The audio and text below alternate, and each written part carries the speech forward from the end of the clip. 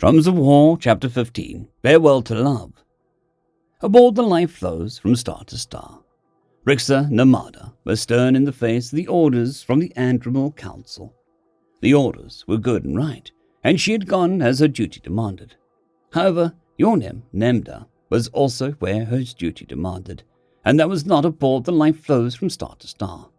No, her heart had duties aboard the Let the Foe Shed Tears and Blood, a ship who once wore the name Let Joy Flow in Our Wake. That ship would bear also her father and two of her sons, along with her older sister, and her logs were full up with precious moments of her childhood. Of course, her logs had been preserved when she received her new commission and her new name, yet she still had the memory of generations of laughing children on her decks.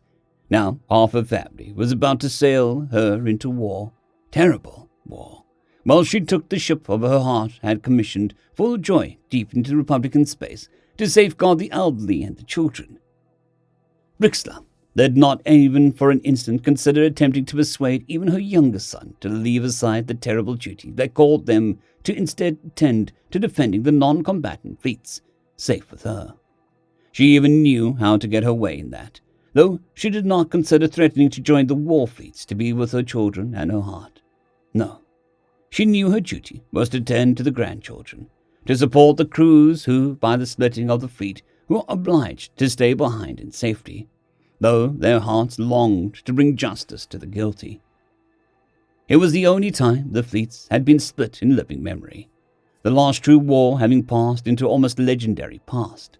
But the Starsailors were ever on the edge of danger. They had kept their martial tradition sharp against the honing steel of pirates and other criminals over the centuries. The Exarch would find no easy meat amongst the fleets, for the soft underbelly of the prey was protected by the splitting of their fleets. None of that made this any easier. "Be safe, my heart," said Yornim, as he clasped her lower hands in his and pressed his forehead against her. "We shall be well, my heart," she answered softly. Then the silence stretched between them as she delayed. She knew what needed saying, yet she disliked the words. They were bitter in her mind. They were bitter in her mouth. "Return with honor and braid intact, or not at all." "Keep well the honor I return to," he whispered with solemn relief. "Look after the boys," she said before he drew back. "You know how reckless they can be." "I shall, my heart. Have no fear. For the stars shall surely bring us all home together once more." They delayed their parting in silence. Brixla knew well that they would have delayed until the enemy was defeated, so they parted in silence. And Yerman departed, the life flows from the star to star, for the Let the Foe Shed Tears and Blood. Stars guide you well. Aboard the Swift comes justice, swift comes doom. Carl didn't mention how the young Blevis men carried a pall of melancholy. He didn't mention those Blevis women who wept in the quiet moments. Carl didn't point out that everyone left aboard their home was openly in anguish. He merely hoped that his own pain wasn't so apparent. He'd gotten used to life after service. He'd gotten used to living with just the slight danger of pirate attacks on his vessel, rather than hunting them down. He'd gotten used to having a quiet drink in the galley with the other Terrans aboard the Swiftly Friends meet, or even across from the Blevis crewmates sipping their tea. He'd gotten used to being in a community with families and friends who cared about him as himself, simply because he lived among them. When the Axel Domino, or whatever they called themselves, had murdered among the star tides we sing, his life after service had been murdered too. There had been constant arguments in the halls between husbands and wives, fathers and daughters, sons and mothers, arguments over which duty the ship would fulfill, arguments over which duty a particular person would fulfill, arguments over who would have to depart from their home, arguments over what exactly constituted adulthood and whether someone was old enough for a particular duty. It had been awful. Through all of that, Cole knew that he wouldn't leave the ship. Yet it hurt when the Swiftly Friends meet was recommissioned as the Swift Comes Justice, Swift Comes Doom. And it hurt more when the Swift Comes Justice, Swift Comes Doom docked with the heart behind safely sailing, and the non-combatants departed. Cole hadn't realized how empty a ship could be without its children. Cole was going to get his hands on one of those death cultists and personally hold him responsible for the loss of his life after service. "Remember the we sing," he whispered to nobody in particular. "We go to a venture," answered half-dozen young men in the galley. Aboard the speaking softly. Yorvdral selected Peter's com code again, and again got no answer. He didn't know whether that meant that he was on a training exercise, whether he was deployed, or whether he was the result of something else. It mattered little, as the reason did not change the fact that he had nobody to talk to.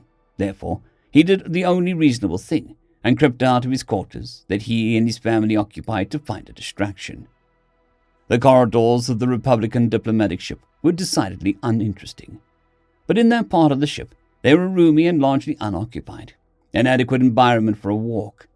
He began to consider a visit to the gymnasium for a workout. There was a thought that if he made his body hurt, perhaps the grief would seem lesser, with it more immediate pain. It seemed a good notion to him. Half an hour later, he was benching 3/4 of his own body weight with only his upper arms. He knew better than to use the bench press without a spotter, but he didn't want to trouble anybody, or maybe he didn't want to be in anybody's company. He hadn't examined the feeling and didn't care.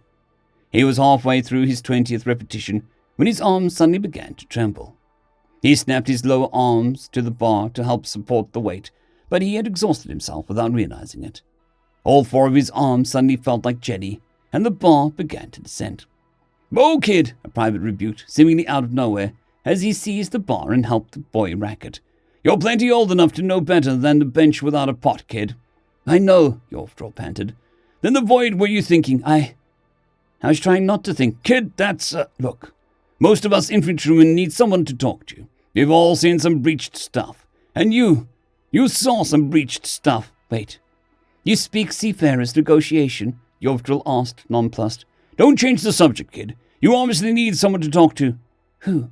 You?" "Scorch me, no. I'd say something stupid and void the grieving or whatever. I'm saying that you're not alone, kid. I can hook you up with my doc. She's breached helpful." "I was talking to my cousin, and he's not answering. He might be deployed by now, for all I know." "That's good, I think. I think that's good, kid. But if you're thinking about doing this again, hit me up, and I'll hook you up with my doc, okay?" "Stars, you might be the only private ever with common sense." "Don't go telling anybody, kid. It'll ruin my reputation." End of chapter. I'd greatly like to thank our Tier 5 channel members, Casper Arnholtz, John Creighton, Manatharia, 050, Dragzoon WRE, and Elijah Silvercross. Thank you very much.